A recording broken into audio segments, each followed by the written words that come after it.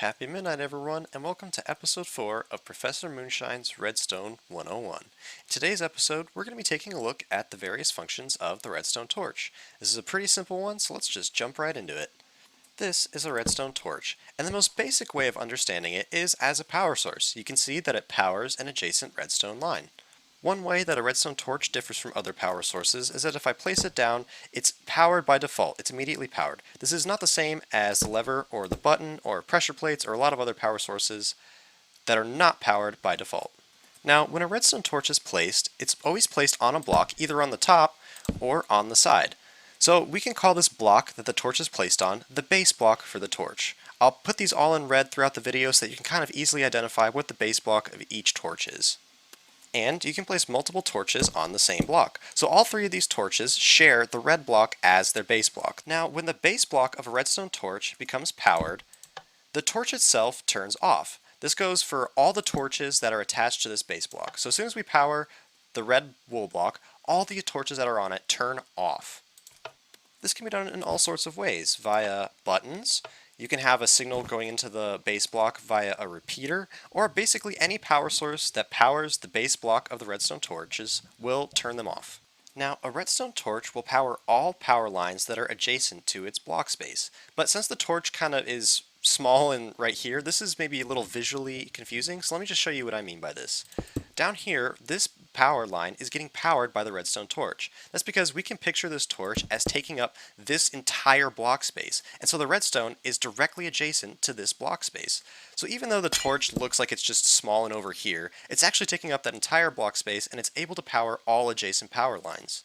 Here's another example of that. So even though the torch looks like it's all the way over there, it's technically taking up this entire block space, which is directly adjacent to the redstone, so it's able to power it.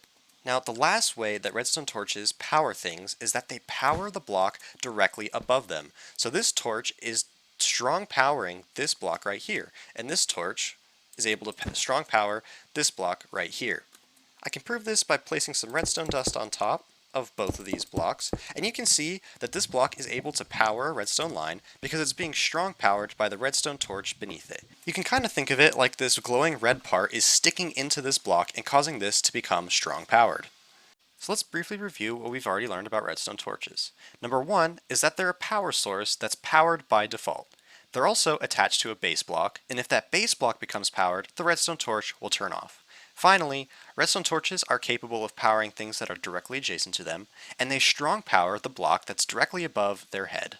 Now, if it's true that if we power the base block of a redstone torch that it'll turn off, and also that the block above a redstone torch becomes hard powered, then if we stack another torch on top of this one, it's going to turn off. This is because this torch is powering this block, and since this is the base block of this torch and it's powered, this one turns off.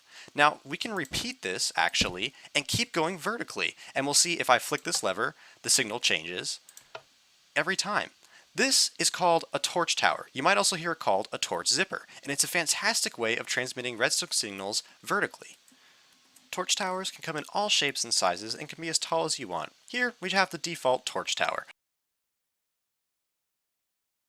Here's a totally different kind of torch tower. You can see the torches are placed on the sides of the blocks, but this one is still powering this block, which is the base block of this one, and so on. This works just the same. You can see the signal reverses as it goes up, and this is another type of torch tower that's kind of in a spiral shape, and even this one over here that's completely wacky and random is also a functioning torch tower. And yes, you can see in this place I have two torches splitting the signal in two different ways. But yeah, this is also a valid torch tower. Here we just have two different types of torch towers, and I went ahead and changed the base blocks of the redstone torches out for redstone lamps just because I think it illustrates nicely what's going on. At the top, we just have some pistons that are currently not activated because there's no signal coming out of this torch. Now, let's flip the lever and see what happens. So as you can see, the lamps that were previously unlit became lit, and the lamps that were previously lit became unlit. And now, the torch at the top is powered, and so is our piston. This one's really satisfying to watch. There we go. It changes to this side. Now this torch is powered, and the piston's on.